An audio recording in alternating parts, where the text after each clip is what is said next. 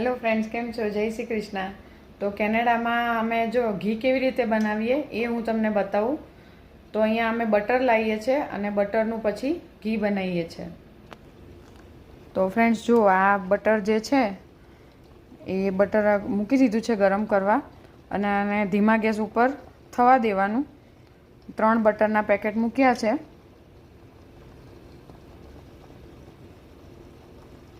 તો જેમ જેમ આગળ પ્રોસેસ થશે હું છેલ્લે તમને ઘી બતાવીશ કે કેવું ઘી બન્યું. બરાબર. તો આ જો બટર છે ને એ બધું જ સરસ મેલ્ટ થઈ ગયું છે અને ઉપર આ ફીણ આવી ગયા છે. જો આ તમે જોઈ શકો છો, નીચે યલો યલો દેખાય છે. હવે ઘી રેડી થઈ જાય એટલે હું તમને બતાવીશ આગળ.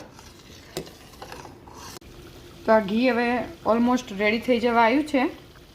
તો આ તમે જોઈ શકો છો કે આ બટરમાંથી ઘી રેડી થઈ ગયું છે, સરસ મજાનું યલો કલરનું.